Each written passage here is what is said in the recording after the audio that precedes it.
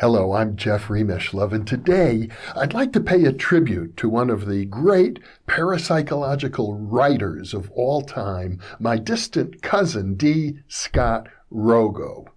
Scott has published over 20 books, written hundreds of articles in the field of parapsychology and psychical research, and tragically, he was murdered in 1990 at the age of 40.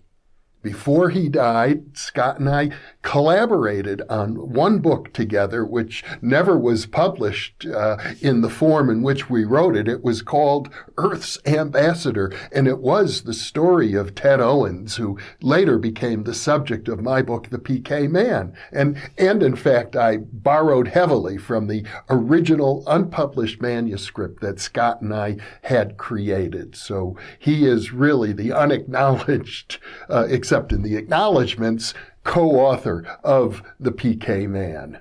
Now, Rogo is my mother's maiden name, although it's spelled a bit differently.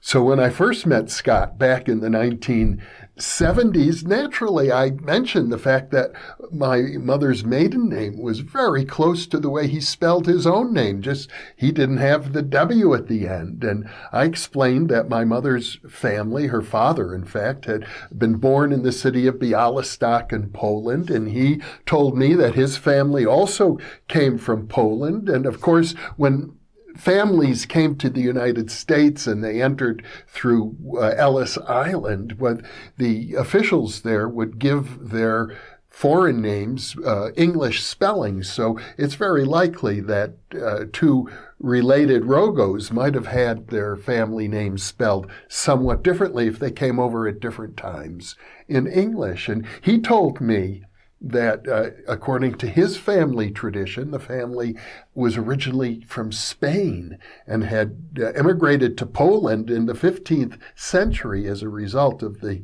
Spanish Inquisition. So we treated each other as if we were distant cousins. We had every reason to think that although we never traced a family genealogy to pin it down exactly, we were probably related, and we became close friends. Now, I might mention that the Rogo side of my family is full of writers. I have several cousins who have also published books. The poet, Zachary Rogo, who is also a translator, won the National Book Award for his translations of some of the writings of André Breton, the French surrealist.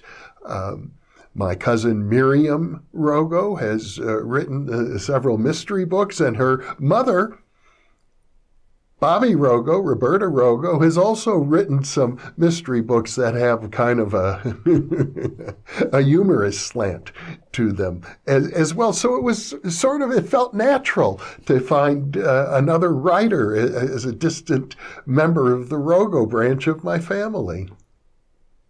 Scott, as everybody called him, became one of the really great writers in the field of parapsychology, and was known especially as one of the leading historians in the field. His book, Parapsychology, A Century of Inquiry, remains a classic.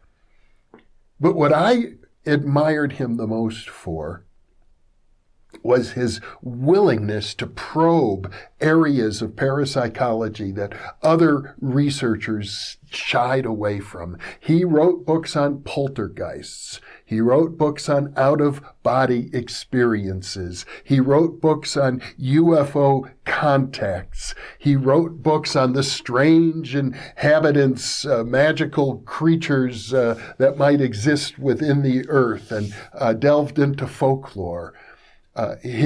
Scott was trained actually as a musician, and he played, as I recall, the French horn. Sometimes I believe he even performed as a substitute musician with the Los Angeles Philharmonic. And his very first books, written when he was like 21 years old, were about the music, the sounds that people heard as they had out-of-body experiences, the various noises or auditory sensations accompanying the out-of-body experience. He actually created 2 volumes of this work. Probably his most infamous book was Phone Calls from the Dead. I remember him telling me it ought to be a publicist's dream. In fact, he had a publicist who was very excited about it, but it never really went that far. It was a little bit too much for most people, although subsequently additional research has been done on that very topic. And there's no doubt that Scott and his writing partner, Raymond Bayless, who was a well-known fine artist in the Los Angeles area where Scott lived, produced an important book.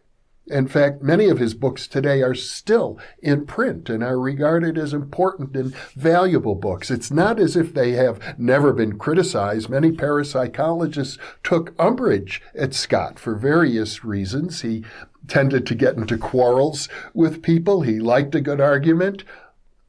He was often accused of being too credulous, but I don't think that's necessarily the case. He had a razor-sharp mind, actually, but he did support himself by writing these popular books. That's how he earned his living, and it's not an easy living to earn. I don't know that any of his books were bestsellers, but they were well written. And I remember on one occasion, he told me the problem was he was writing so many of them and getting them published at once, I think on one occasion, 3 or 4 in 1 year, that he was becoming his own competition in that marketplace. And it's a narrow marketplace for books of this sort. Now, Scott was tragically murdered in 1990. They found his body lying on the floor of his house, soaked in blood. He had been stabbed numerous times, and it took quite a while for the police to nab anybody in the murder. In fact, I believe it was through the help of psychics. I talked to one psychic, Alan Vaughn, now deceased, a good old friend of mine, about whom I should prepare another InPresence monologue. But Alan told me that he had done a reading on the case and had suggested to the police that there was a glass that had been left in a cabinet, and it would have a fingerprint, and apparently that was used, and a man was arrested and convicted for Scott Rogo's murder. And my understanding is this evidence provided by psychics was helpful to the police. However, later on, the man who always proclaimed his innocence was released, and his murder conviction was overturned, apparently due to some technicality. I think it said prosecutor misconduct. So technically speaking, as of this date, nearly 30 years later, the murder is still unsolved, which is a great shame. I would like to see some finality to the murder of my distant cousin. What is the lesson in Scott's life for you? After all, there are a lot of loose ends, so to speak. He did accomplish a lot, I'll give him that, but his life was abruptly cut short. And frankly, he's not the only friend I've ever had who ended up being murdered. But be that as it may, none of us know when our life might come to an abrupt end. And this is why my inner healing advisor, the ancient Roman philosopher Seneca, once wrote, "Live each day as if it was your last." So let me leave you with this thought. If you were to live today and every day as if it were your last, without making any kind of dramatic and extreme changes, or maybe you would, but what changes would you make? Thank you for being with me.